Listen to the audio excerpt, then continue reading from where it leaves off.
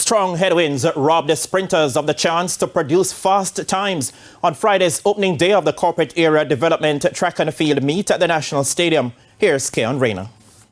World Under-20 100 meters silver medalist Nkrume of Kingston College recovered from a stumble to claw back the field before coasting to the finish line in an impressive 10.32 seconds into a minus 1.3 meters per second wind to capture the Class 1 boys 100 meters final.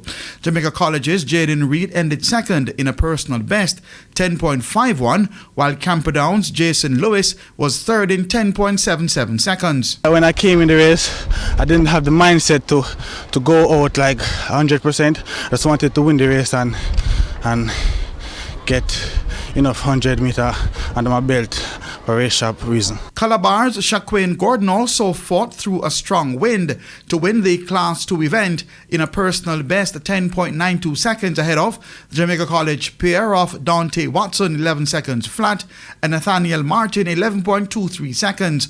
On the girls' side, Michaela Gardner of Wolmer's battled through a minus 3.9 meters per second wind to win the Class 1 girls 100 meters in 11.95 seconds.